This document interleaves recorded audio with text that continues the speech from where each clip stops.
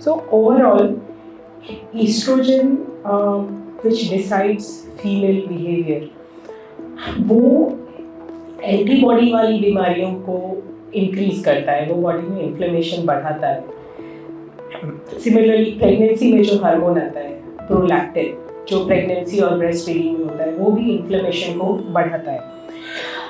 Male hormones जैसे androgens है, testosterone है, प्रोजेस्टेरोन है, ये एक्चुअली इन्फ्लेमेशन को कम करता है। सो ईस्ट्रोजन प्रोजेस्टेरोन का बैलेंस एक हेल्दी लाइफस्टाइल में हेल्प करता है। एंड ओवरऑल हार्मोन्स अकेला रोल नहीं प्ले करते हैं। हार्मोन्स है, इन्वायरमेंट का मॉडिफिकेशन है, स्ट्रेस है, एपिजेनेटिक मॉडिफिकेशन जो हमारे जीन्स में होते हैं इन्फेक्शंस के कारण, ये सब मिलकर फिर स्पेशल फेजेस ऑफ लाइफ होते हैं, जैसे प्यूबर्टी, प्रेगनेंसी, मेनोपॉज। ये हमारे लाइफ के वो फेजेस हैं जिसमें कि हार्मोन स्पेसिफिकली ज़्यादा हो जाते हैं, फिर कम होते हैं, जिस दौरान हमारे बॉडी में स्पेसिफिक चेंजेस आते हैं। हम देखते हैं कि एज फीमेल्स आप मेकआउट कर सकते हैं कि प्यूबर्टी का फेज है, फिर प्रेगनेंसी का है और मेनोपॉज। और हम सब ने एक्सपीरियंस किया होगा कि हमारी बॉडी फेजेस में थोड़ी बदल जाती है, हम अपने आप में बहुत चेंज देखते हैं। उन चेंजेस में हार्मोन्स का रोल होता है, और वो हार्मोन्स जो फ्लेयर अप होते हैं वो अपने साथ साथ में इन्वायरमेंटल मॉडिफिकेशंस के कारण डिजीज़ को फ्लेयर कर सकते हैं। अलग अलग डिजीज़ अलग अलग बिहेव करती है प्रेगनेंसी में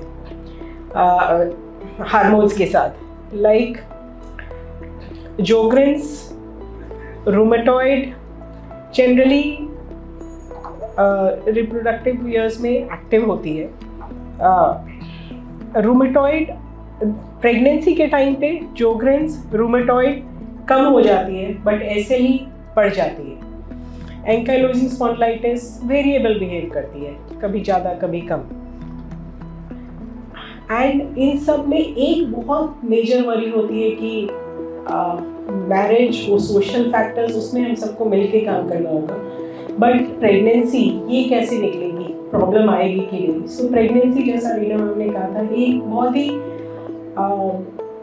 कुदरत का करिश्मा है, जिसमें नॉर्मली आप कोई भी ऑर्गन हमारे बॉडी में डालो, बॉडी तुरंत रिजेक्ट कर देती है। पर प्रेगनेंसी एक ऐसा समय है जिसमें बॉडी एक एलोग्राफ, एक बाहर के ऑर्गन को अपने बॉडी में बहुत अच्छे से संभाल के रखती है, उसकी पूरी ग्रोथ करती है, एक नॉर्मल इंसान वापस ला कर देती है। सो इस दौरान हमारी इम्यून सिस्टम अपने आप में बहुत चेंज लाती है, और विदाउट वो हमें इन्फेक्शन से लड़ने में कमी नहीं आती है, बट एलोग्राफ्ट बाहर की चीज़ को अपने बॉडी में रख के देती है। लेकिन इम्यून सिस्टम इस जो ऑटो इम्यून बीमारियां हैं इस फेज में बहुत अलग अलग बिहेव करती है। जिनमें आर्थराइटिस है, जैसे rheumatoid arthritis, ankylosing spondylitis, psoriatic arthritis, ये लगभग आर्थराइटिस वाले ग्रुप की बीमारियां प्रेगनेंसी में नॉर्मली अच्छी हो जाती है, इम्प्रूव हो जाती है।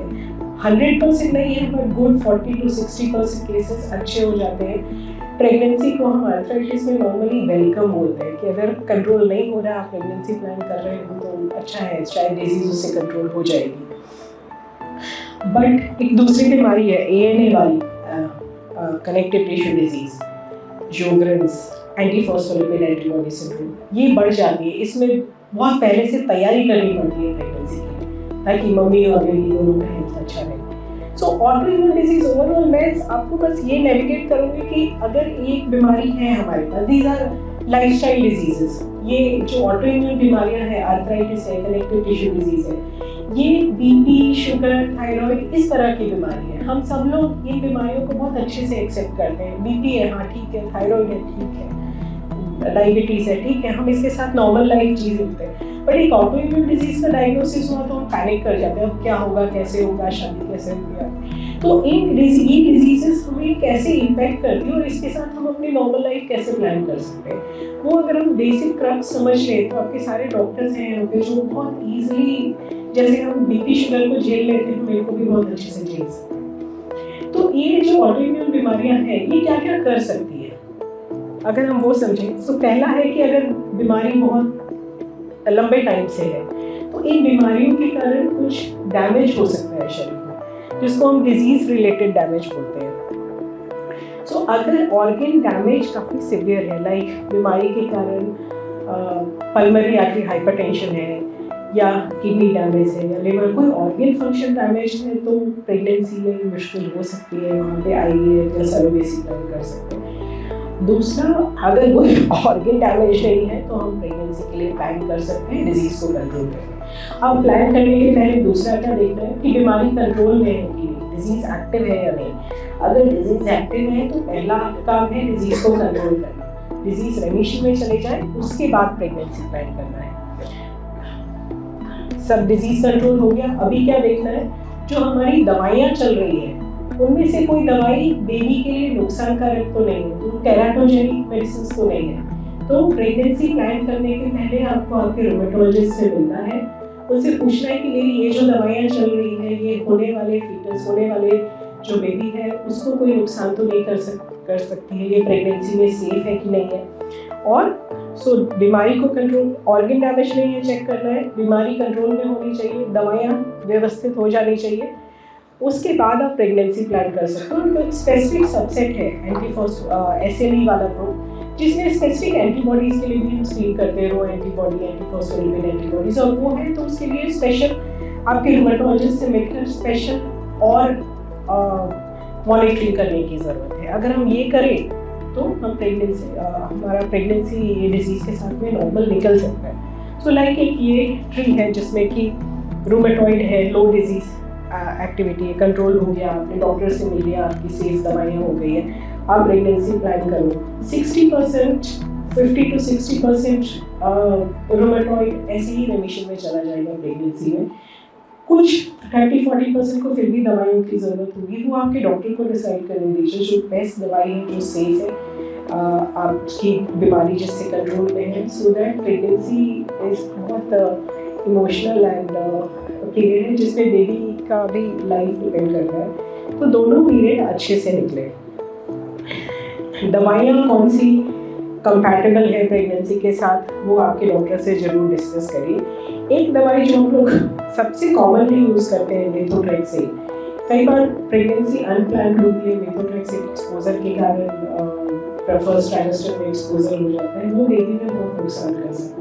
तो ऑलवेज नॉर्मली हम लोग मेथोट्रेक्सेट रूमेटोलॉजिस्ट जो भी शुरू करते हैं, पहली बार शुरू करते हैं तो भी एक बार आपके फैमिली हिस्ट्री ज़रूर पूछते हैं, कितने बच्चे हैं, क्या प्लानिंग है, उसके बाद ही शुरू करते हैं। कई बार हर विजिट में पॉसिबल नहीं है, बट वो दवाई के पीछे भी एक फ़ोटो बनी होती है जिसमें प्रेग्नेंट लेडी की फ़ोटो विथ अ क्रॉस होता है।